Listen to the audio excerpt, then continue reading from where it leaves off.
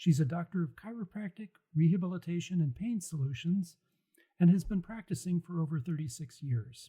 She's helped people with acute pain, chronic pain, and autoimmune disease, and has a special focus on educating patients about the self-healing process. She has 3 Facebook Live podcasts, including the TMS Roundtable Global, the TMS Roundtable Israel, and Disrupt and Heal Autoimmune Disease. Welcome. Thank you, Tom. Tova, welcome back to the program. Good to see you again. My first podcast with you. And I just want to introduce you really quickly again. She is a chiropractor. She's practiced for 36 years. She's originally from Philadelphia. She has been in Israel for about 12 years. She went through a transition after reading Dr. Sarno's work and some experience with autoimmune disorders in her family of understanding the body actually could heal itself. And the message she left in the last podcast is just take responsibility and allow yourself to heal. Then we talked about safety, and again, I'll say it again, Dr. Tova, as her patients call her, is remarkably warm, pleasant, and the essence of healing is feeling safe, but it also starts with your doctors. So Tova, welcome back. Yes, thank you. Thank you. So Tova, we reviewed briefly about your approach as an evolution, Dr. Sarno's approach, and then every practitioner I know has a different way of doing it, but at the end of the day, the patients feel comfortable, they feel listened to, and they feel safe. Yes. And then they do, we both know this really well, they have to take responsibility for their condition and care before they can heal. It just doesn't happen otherwise. Yes. So, but what I want to talk about this time is the work that you're doing. And you have 3 different efforts going at the moment, and you also have some co-hosts that you work with. So I'm just curious about, I'm just going to have you review to the world. What's the one message or a couple of messages you want to just pass on to the world? Well, I'm going to quote Dr. John Sarno, because Michael Galinsky is one of he helped me, Rose and I, start the show. So he's a little bit of our sort of partner in this, and we're really proud to partner with him. And, you know, the body and mind are intimately connected. What does that mean? You know, and the beauty of it, it's science. If people want science, it's science. And Dr. Sarno would say, I don't need the science. My patients are getting better. So, you know, and everyone can find science to prove what they want to prove. So we're not going to go there on this show, but it is science. Well, can I interrupt you just for a second? Yes, you may. Please interrupt me. You mean Israeli for a second. She was apologizing to me on the first podcast how she was interrupting, which I didn't notice because I interrupt too. It's my anxiety. Right. But here's the deal, is that the science actually is incredibly deep documenting Dr. Sarno's work, because what Dr. Sarno didn't have back in the 70s was the neuroscience research.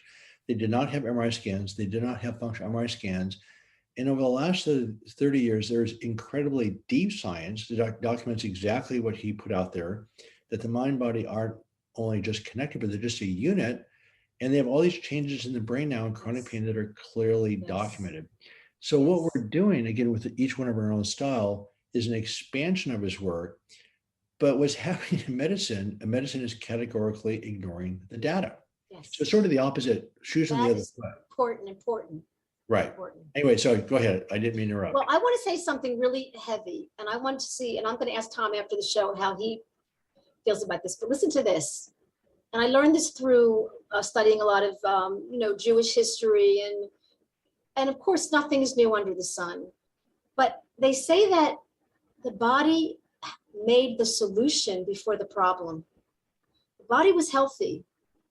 And then it got diseased, it became imbalanced. So the body knows how to be healthy.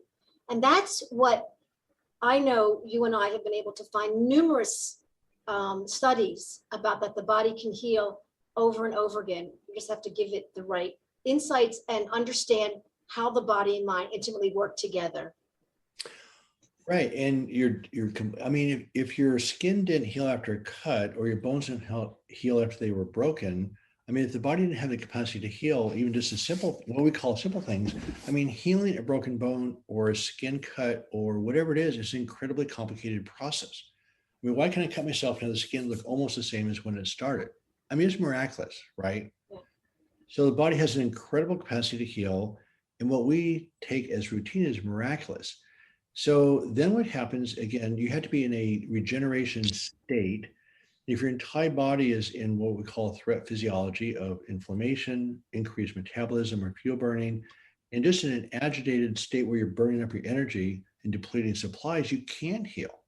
That goes, and again, we talked about last podcast that chronic mental physical disease are the same thing.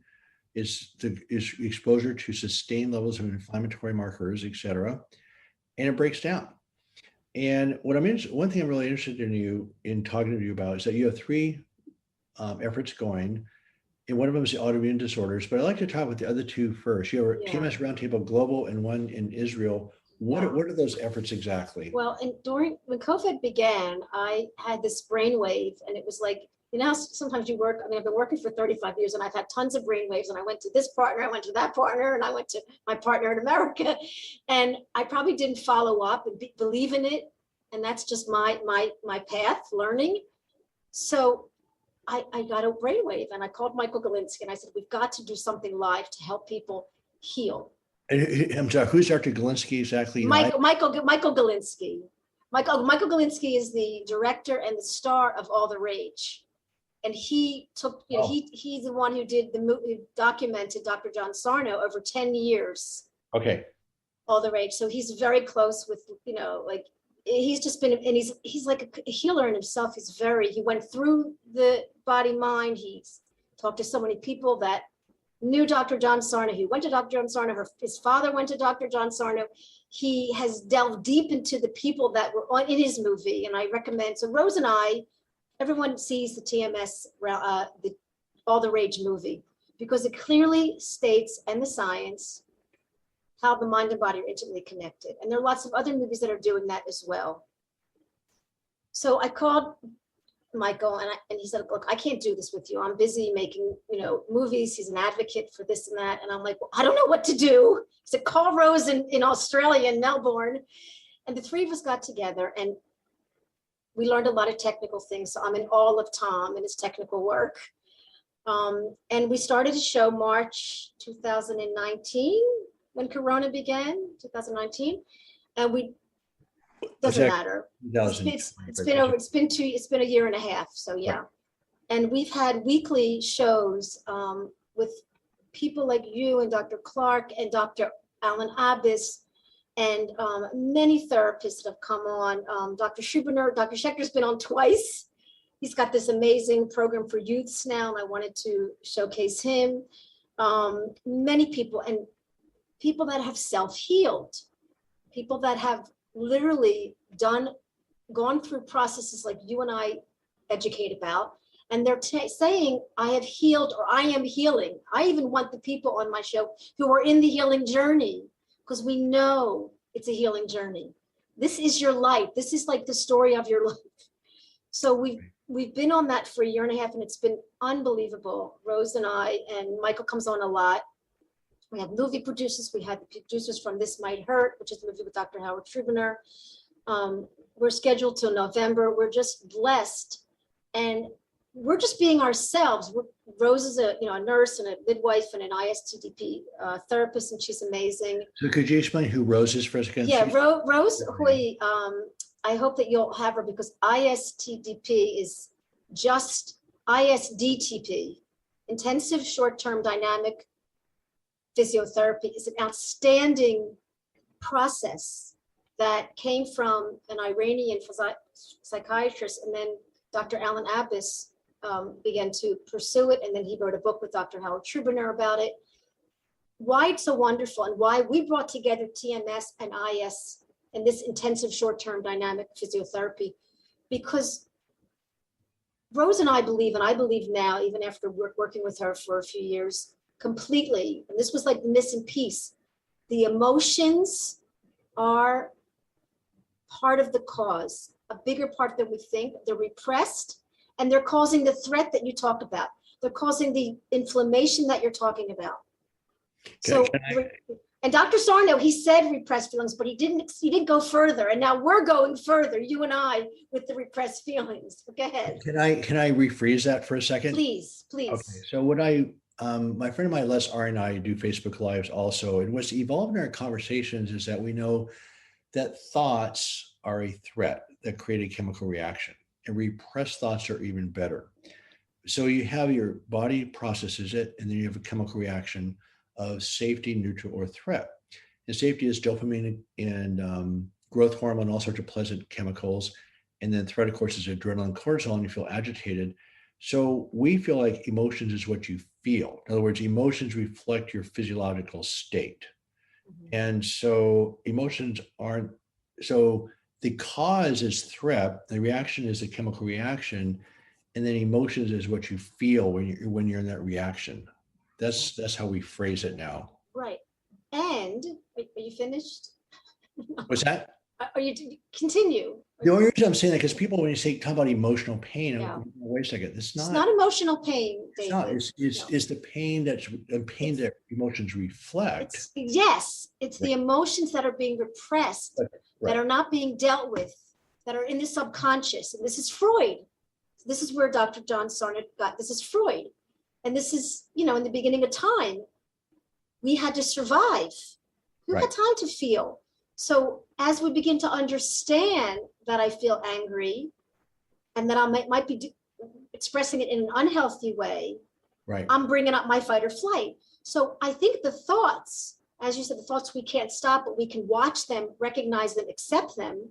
Right. But the emotions, there's a connection, there's some relationship between the thoughts and the emotions that I think you have to know both for a thorough healing. And so you're addressing that. Right. And what Rose's work is to have people recognize, because we don't want to feel. How many men don't want to feel because it's being a sissy? So it's fascinating because you have to get there through your thoughts. You have to get to your emotions through your thoughts. Try being a surgeon and feeling. Yes. It's like numb. That's why you were having panic attacks on the bridge, because you were numb. Right. I was a master of suppressing everything. I mean, it was incredible. And my way of suppressing, by the way, was, bring it on. In other words, I prided myself on the amount of stress and adversity I could take on a given day. I mean, it became a macho thing. Yeah. And I could control it. And then all of a sudden I couldn't. And it didn't go well after that. So you had to accept that you felt you had emotions for these clients, these patients of yours. You weren't being compassionate for you, for how hard you were pushing yourself. So there was feelings that came up for you, especially in your journaling. Right. No, it was a huge, I mean, my life is totally different now because I remember even in high school, I just remember saying, I'm not going to allow myself to feel too excited or too bad. I stayed into this narrow lane. And that is a hard part of this process, because when you feel bad, actually, you'll feel worse. In other words, you're allowing yourself to feel, and then you get to feel really good. I mean, in other words, you expand your range of experience, and then the whole stress of keeping things suppressed changes, and your body starts to heal. It's pretty dramatic, not subtle. Right. So on your Roundtable Global in Israel, are those two different podcasts? Yeah. So what happened, because I'm living in Israel and I'm not speaking the language so much, I'm learning. It's funny because I'm smart and I'm reading and I'm learning a lot and I'm, aging well and like learning Hebrew, it's about the talent code. And it's about a block. I was told when I was young, I wasn't going to be able to do anything. I wasn't smart because I was a girl, whatever. So I'm struggling learning Hebrew. And it's an interesting thing. I talk to my colleagues, my professor friends who tell me, one professor friend who does a lot of mental work is like, you know Hebrew, you're just blocked. Like, exactly. So I'm not speaking fluent, but I wanted to do the show in Hebrew. So I called this woman who wrote a book called The Psychologist in You, which I was very attracted to, that the psychologist in you, because we are our own doctor. And I called her and she says, let's do this. And we became very good friends. And I said, but I'm not speaking the language. She goes, just smile a lot. So the show, the funny thing about the show, not the funny thing, the amazing thing about the show, you're smiling, Tom, over there, is that in 6 months of the Israel TMS, we had more followers than I had in a year with the Global on Facebook. Really? And what Marav and I, my partner in Israel, felt that there was such a need, because Israelis as a culture stuff their feelings. And it's become, and there's a lot of sickness and a lot of cancer. There's a lot of, I want to say something really beautiful that, the man who translated Dr. Sarno's book in Hebrew is a director of a big pain hospital in Haifa. So there is a big need, and it's happening here. A lot of things are happening in Israel, sometimes first, sometimes last. So, but Marav and I, our show, it's the only show on the Facebook that's about self-healing. And I've had the same kind of amazing doctors and people healing from breast cancer and arthritis and MS. People, I had a woman, David, she was in the bed for 10 years. And she said, enough.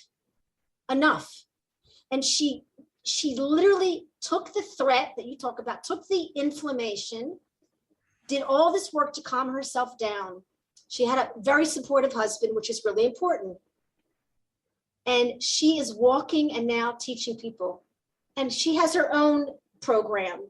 But this is possible. People that are down for the count can get up and do anything. We see it in the Paralympics, we see it. So, and these people, all they have, this is another message, all these people have is a purpose to want to get well. They took responsibility. They believed the biology of belief, which is back to Norman Cousins, the biology of hope, which is back to, Bruce Lipton. Our biology of hope changes our chemicals, and now we're talking the same language. Well, and people think, well, this could never happen to me. The story you just told about is just miraculous. But here's the deal. I'll just do this quickly. So a paper out of Texas, Dr. Dancer documented that there's 4 things that drop inflammation. One is optimism or hope. Number 2 is a sense of control. Number 3 is a positive affect or attitude. The last one is social connection. All those are anti-inflammatory, period. Just direct, forget about the behavioral changes. Those things are absolutely anti-inflammatory. In UCLA, they showed that chronic stress actually cranks up these warrior white blood cells that are destructive. So this is not some magic that we're talking about here. And let me just say something which you may or may not agree with, is that we talk about healing yourselves, and I've really changed that phrase to allowing yourself to heal. I mean, Healing yourself or allowing yourself to heal. Tell me the difference. Well, because you get out of your way. I mean, allow. Yes. Right. So you gotta get out of your own way, because when you're anxious and frustrated, you're in threat physiology. Yes. And when you're in threat physiology, you can't heal.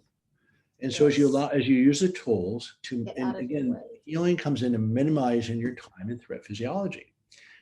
So your woman that you talked about, it's not a mystery. Right. It's not a mystery anymore. I mean, the data is so deep with the inflammatory markers, with the monoclonal antibodies, with the deep cancer research, is that we now know at the level that I can't comprehend. Dr. Navio in San Diego down to the mitochondrial level, which are the smallest organs in a cell.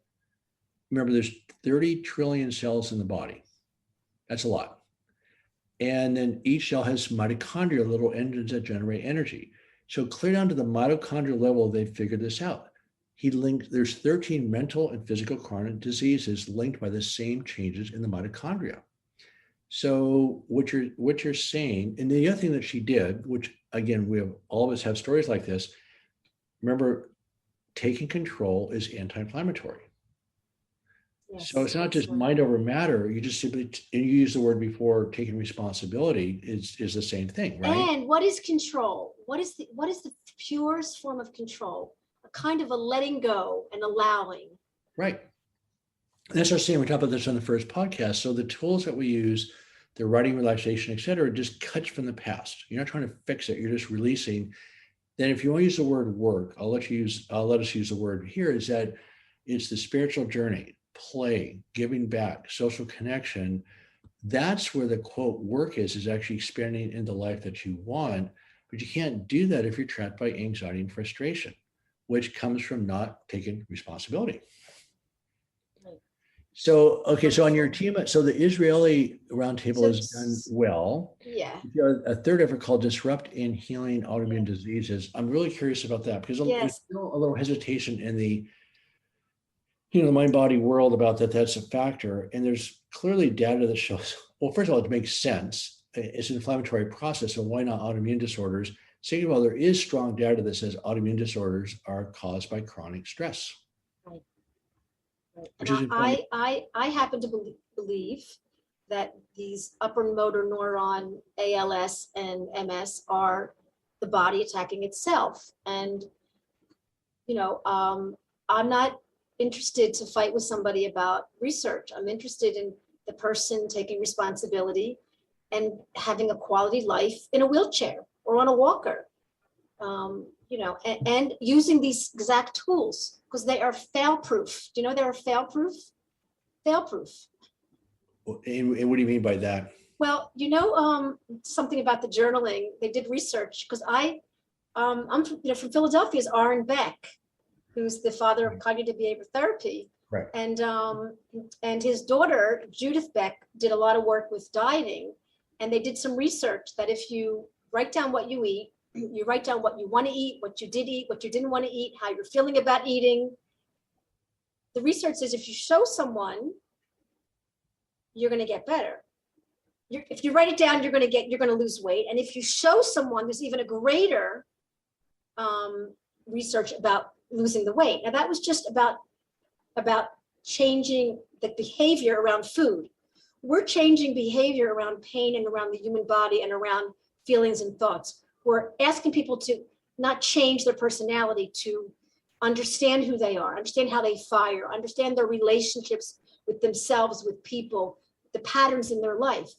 So in that way, I believe that our tools, our insights can help anybody with health, with problems, with stress, like you said, overweight, with addictions. This is, and if people apply it, like so much is on the internet, and you know that, and people are like looking, and there's so much out there, but what Dr. Sarno didn't do, and what a lot of you guys up there and, you know, in PBDA are doing, is teaching us how to implement and apply and utilize these, because I can keep it up in my head and think about, I want to play, I want to be happy, I want to, you know, but if I don't implement it when I'm stressed, you know how they say you're not going to learn about getting better on a yoga mat. You're going to have to be in traffic. You're going to have to be in your doctor's office and he's telling you you're going to die. That's when you get to deal with the threat and say, I'm safe, I'm calm. So I think how you and I are, and I work like you, I meet with people often and I talk to them and I'm like, what's going on today? Are you having a mindful day? Are you thinking about yourself? Are you thinking about being the best employee you can because you want all the rewards from your boss, and then you're on the floor? So I think the message, and I love the work that you're doing, I'm blessed to be, you know, learning a lot from you, is applying it and implementing it. And autoimmune disease to chronic pain to overweight to addiction is, we can't be in our head. We have to be, I call it the road from the head to the heart. Well, people think it's stress in terms of like a psychological issue, and it's not. It's just your total body's response to your environment. And so, you know, thoughts can be a threat, but, you know, a loud noise is a threat, but your body always responds to it as a unit. Whether it's a loud noise or thought, your body is still responding as a unit. And so, but the other concept that's come up here the last few months for me that's a little bit different. So people always trying to fix your chronic pain and do this, this, and this, or if they have enough belief they're going to heal, it's different. You're actually arming yourself to go to battle. In other words, as you learn to process adversity better, you minimize the time in threat physiology. And so that's where the repetition comes into play. If you want to learn a set of skills, you have to actually learn them and then practice them until they become automatic. And that's where Bruce Lipton has pointed this out over and over and over again, is that repetition of programming the unconscious brain to respond quickly to lower your threat response. So you really have a set of weapons to de-energize this whole process over here, but you don't need weapons to create a good life. Now, if you want to use this good life as a weapon, that's the problem, right? So that's why I keep saying separating from the past with these tools. Use weapons if you want, but they're weapons to process adversity in a way that they just minimize your time and threat. Right. Because it's hard. Would you call it a peaceful war? Would you call it a peaceful war? Or you're meeting the pain, not beating the pain. You're meeting the disease. Well, this is the hardest part of the whole process. It's not even a war. In other words, you just, okay, so you're triggered, you're anxious, you're frustrated. You just use tool X or Y, whatever tool you use the best, you just click, you just go a different direction. So what happens as you have anxiety and frustration coming in, you become aware, create some space, and then you change direction. Now, if you're changing direction to cover up the anxiety and frustration, that doesn't work. But as you just sort of negate that or click it off or shut it off, whatever you want to call it, then you have all the energy in the world to actually develop what you want. As your brain develops over here with safety, giving back, love, whatever you want to call it, then your body goes into safety and you heal. So the quote, these spontaneous remissions aren't a mystery. Yes. Right. Exactly. And you're seeing it. And I'm excited you're excited because, yeah, mainstream medicine, I don't want to rant too much here, but mainstream medicine just flat out missed this. It's actually in some ways high school physiology that if you feel unsafe, you go into fight or flight. And when it's sustained, you're going to get sick.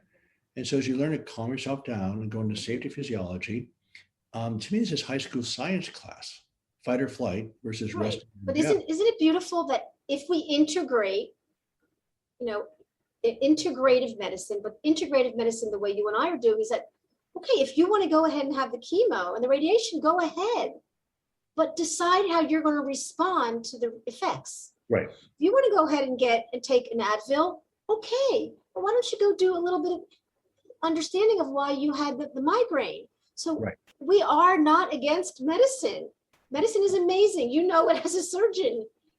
The question is your ability to receive the medicine, to take in the placebo, the medicine. You are the medicine. You are the placebo, which is another book of a book of Joe Dispenza.